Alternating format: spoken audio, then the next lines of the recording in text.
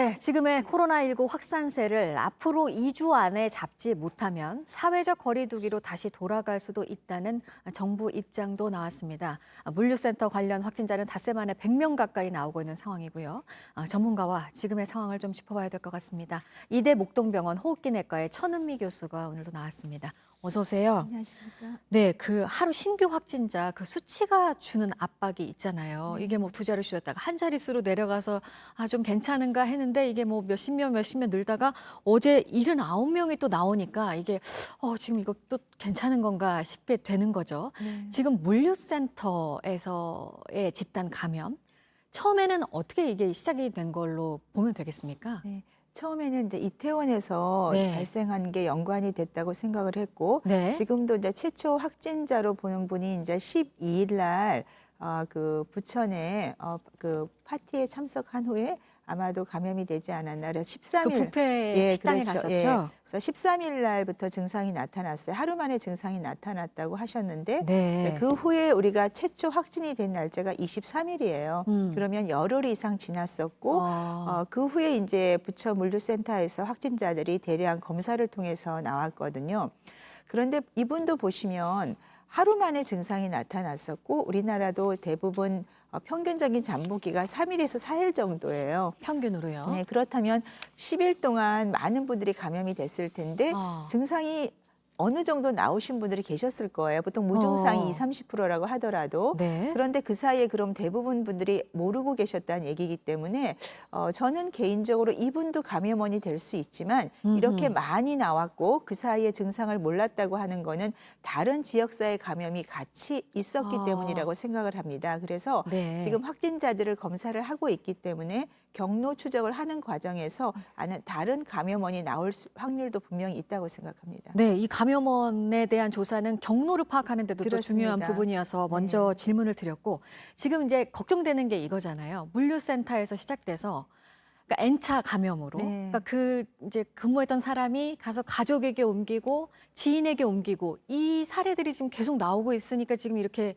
확진자가 많아진 거 아니겠습니까? 네.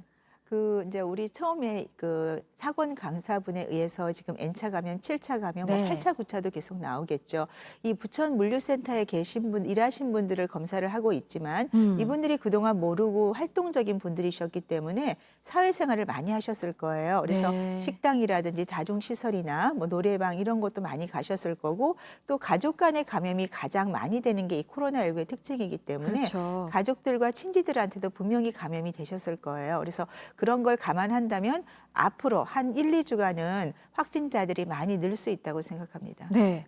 근데 또 이 물류센터는 그런 점에서도 또 지금 봐야 되는 게, 우리가 그 코로나19 때문에 얼마나 온라인 주문을 많이 맞습니다. 했어요. 그래서 네. 막 인력들도 대거 여기에 투입이 되고 뭐 네. 배달 많이 해야 되니까 그렇죠. 또 상당히 좀 취약한 환경에서 그래서 코로나 방역에 일을 했기 때문에 또 이렇게 번진 이유가 됐다, 이런 얘기도 지금 되고 있는 거잖아요. 네, 온라인 이제 주문이 많아지면서 일손이 많이 필요했습니다. 또 일자리가 떨어지면서 많은 분들이 아르바이트식으로 투잡을 하신 게 많았던 것. 이번에도 보면 그런 경우 많았죠. 사진사분도 네. 그러고. 네. 그러다 보니까 회사에서도 이런 단기 일자리를 많이 수용하다 보니까 그분들이 사실 방역을 지키기가 어렵고 회사에서 관리도 어렵죠. 그래서 아마 조금 슬픈 일인 것 같아요. 그러니까 경제가 그러니까요. 어려워지면서 투잡을 뛰셨고, 또 그런 분들이 일을 힘들게 하시면서 또 이런 일에 또 겪게 되셨고, 또 그로 인해서 또 국가적으로도 조금 많이 어려움이 있어서 여러 가지 얽힌 상태로 생각이 듭니다. 네. 그래서 뭐 이런 댓글도 많더라고요.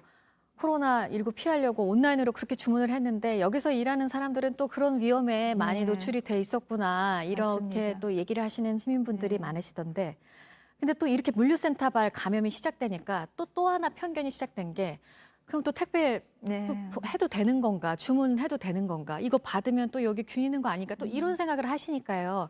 근데 지금은 그 정도는 아니다라고 얘기는 하고 있는 것 같은데, 교수께서 보시기에는 어떠십니까? 네, 많은 분들이 걱정을 하세요.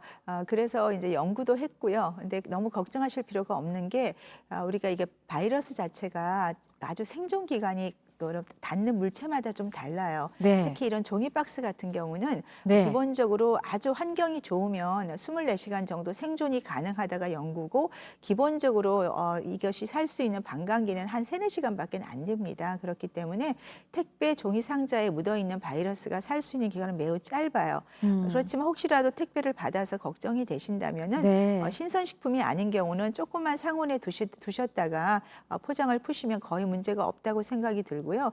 그래서 또 만일에 그래도 걱정이 된다. 그러면 손을 깨끗이 씻으시면 돼요. 그래서 절대로 그런 거에 대해서는 너무 걱정하지 마시고 네. 생활하셔도 될 것 같습니다. 네, 그래서 이제 걱정하지 말라고 해서 뭐 택배는 그런 위험이 낮겠지 하고 생각하고 있었는데 그 작업장에서 직원들이 물류센터 네. 직원들이 썼던 모자, 신발에서 이제 또 바이러스가 나왔다고 하니까 네. 이런 우려들을 또 시민들이 하는 거 아니겠습니까? 네, 보고를 보니까 네. 그만큼 가까이서 일을 하셨다는 걸 알 수가 있는 거죠. 우리가 아. 대화를 하거나 그런 과정에서 바이러스가 튀면서 모자에도 묻고 신발에도 묻었다는 건 엄청나게 많은 바이러스들이 떨어졌다는 거죠. 그 입을 통해서.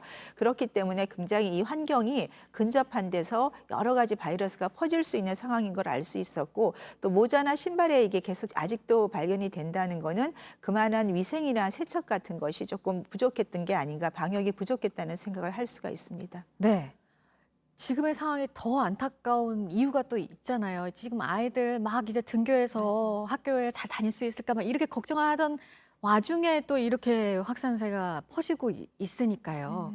지금 보면은 뭐 제가 아까 앞서도 저희가 소개를 해드렸지만 학원을 통해서 또 강사를 통해서 전염이 되고 네. 가족 내에서도 가족에게 또 전염이 되고 그래서 학생들이 요즘에 지금 확진 판정을 받는 경우가 또 많잖아요. 네. 이제 지금 이제 부천 물류센터도 그렇고 이태원도 그렇고 젊은 분들이 활동 반경이 넓다 보니까 대중교통이나 다중시설, 또 식당 이런 곳을 통해서 감염이 계속되고 있는 거죠. 네. 그래서 하다못해 놀이터에서도 지금 감염이 되는 그러니까요. 거거든요. 네. 그러니까 물체가 닿는 곳에는 다 균이 지금 퍼질 수 있다는 그런 개념. 특히나 이렇게 지하철이나 이런 대중시설이나 대중교통을 통해서 많이 감염이 되고 특히나 플라스틱 같은 손잡이라든지 문고리라든지 이런 곳엔 바이러스가 상당 기간 생존을 할 수가 있거든요. 그러니까 그런 경우에는 우리가 항상 손 세척을 깨끗이 해야 되고 최대한 이렇게 다중시설이나 이 대중교통을 이용하면 우리가 독감이 6배가 높다는 보고도 있어요. 그 정도로 가능하면 활동 범위를 제한을 하고 일단 마스크는 아무리 답답해도 꼭 쓰고 다녀야 된다는. 그러니까 우리가 어떤 식당이라든지 다중시설을 이용하게 되면 그곳에 머무는 시간이 길기 때문에 마스크 착용도 오래 해야 되거든요. 특히 학생 같은 경우는 학교에 있는 이후에는 반드시 하교할 때는 집으로 바로 오고 어떤 PC방, 노래방이라든지 식당 같은 곳은 좀 가능한 안 가는 것이 지금으로서는 꼭 필요한 사항이라고 생각됩니다. 네, 지금 아이들 등교가 지금 2차까지 된 상황이고 앞으로 이제 다음 주, 다다음 주까지 예정이 돼 있는데 이걸 또 그대로 할 수 있을지도 지금 뭐 얘기가 많이 되고 있는 것 같고요. 지금 정부의 입장은 2주 동안 보겠다. 그리고 이게 잡히지 않으면은 다시 예전 체제로 돌아갈 수도 있다. 뭐 하루 뒤 상황도 알 수 없기는 하지만 어떻게 예상하세요? 다른 문제보다 학생들의 안전이 가장 문제가 돼요. 그래서 네. 저는 2주 기다리는 동안에 만일에 조금이라도 확진자가 더 는다면 학교 등교에 대해서는 좀 진지하게 새로운 어떤 사항을 심사숙고해서 발표하는 것이 필요하다고 생각합니다. 알겠습니다. 여기까지 듣도록 하겠습니다. 이대 목동병원의 천은미 교수였습니다. 잘 들었습니다.